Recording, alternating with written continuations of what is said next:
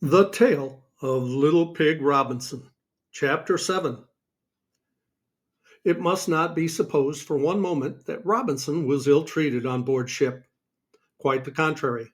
He was even better fed and more petted on the pound of candles than he had been at Piggery Porkum.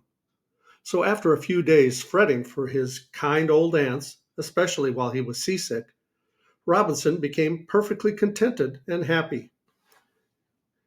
He found what is called his sea legs, and he scampered about the deck until the time when he became too fat and lazy to scamper. The cook was never too tired of boiling porridge for him. A whole sack full of meal and a sack of potatoes appeared to have been provided especially for his benefit and pleasure. He could eat as much as he pleased. It pleased him to eat a great deal and to lie on the warm boards of the deck. He got lazier and lazier as the ship sailed south into warmer weather. The mate made a pet of him. The crew gave him tidbits. The cook rubbed his back and scratched his sides. His ribs could not be tickled because he had laid so much fat on. The only person who refused to treat him as a joke were the yellow tomcat and Captain Barnabas Butcher, who was of a sour disposition.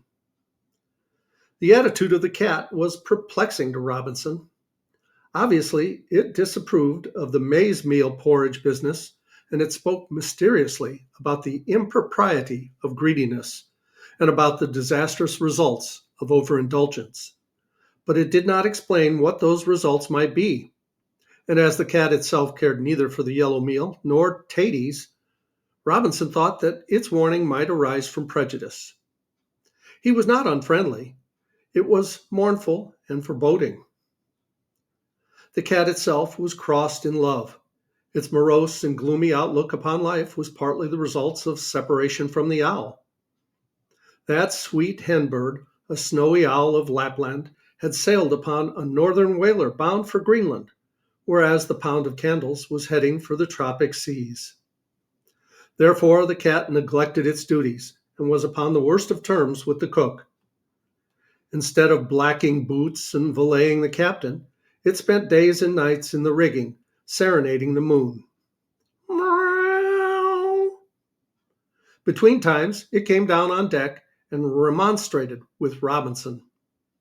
It never told him plainly why he ought not to eat so much, but it referred frequently to a mysterious date, which Robinson could never remember, the date of Captain Butcher's birthday, which he celebrated annually by an extra good dinner.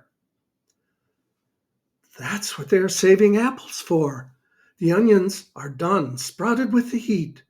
I heard Captain Barnabas tell the cook that onions were of no consequence as long as there were apples for sauce. Robinson paid no attention. In fact, he and the cat were both on the side of the ship, watching a shoal of silvery fishes. The ship was completely becalmed. The cook strolled across the deck to see what the cat was looking at, and exclaimed joyfully at the sight of fresh fish.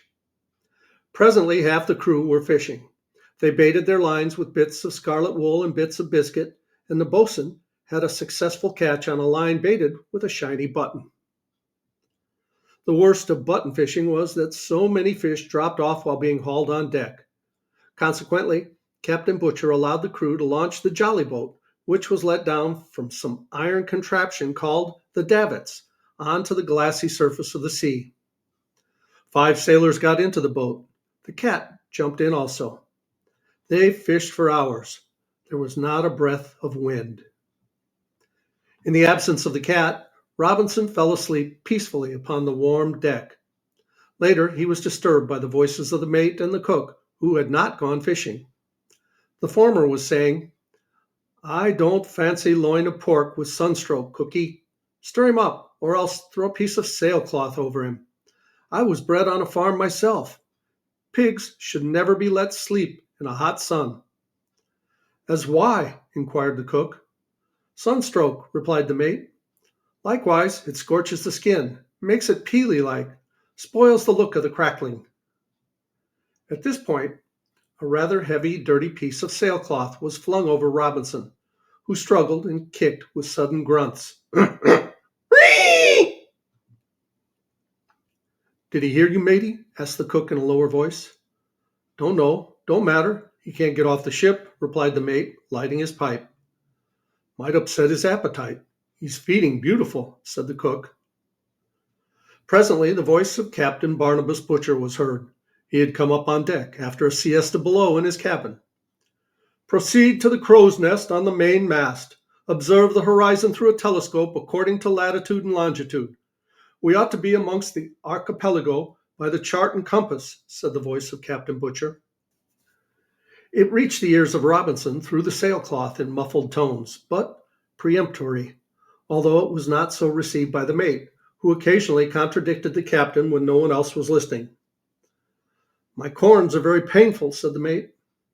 Send the cat up, ordered Captain Barnabas briefly. The cat is out in the boat fishing. Fetch him in then, said Captain Barnabas, losing his temper. He has not blacked my boots for a fortnight. He went below, that is, down a step-ladder into his cabin, where he proceeded to work out the latitude and longitude again, in search of the archipelago. It's to be hoped that he mends his temper before next Thursday, or he won't enjoy his roast pork, said the mate to the cook. They strolled to the other end of the deck to see what fish had been caught. The boat was coming back.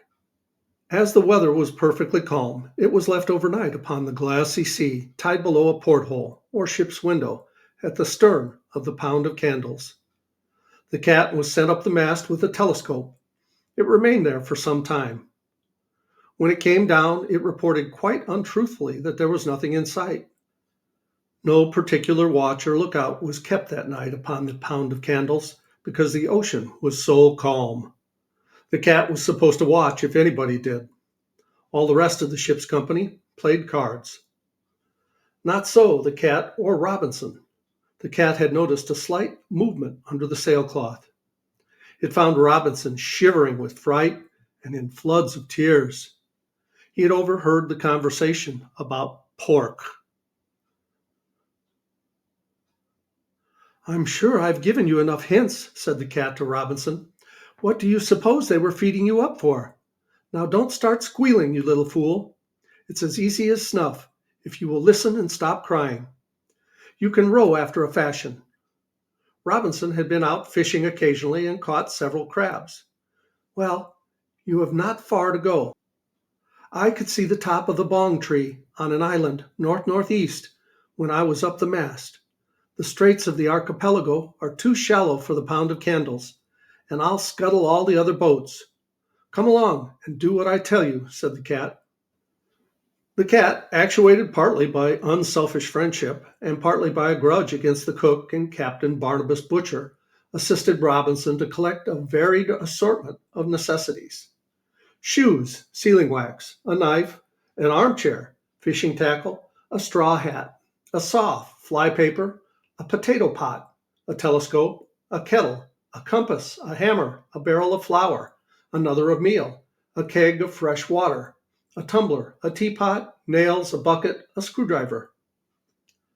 That reminds me, said the cat, and what did it do but go round the deck with a gimlet and bore large holes in the 3 boats that remained on board the Pound of Candles. By this time there began to be ominous sounds below. Those of the sailors who had had bad hands were beginning to be tired of carding.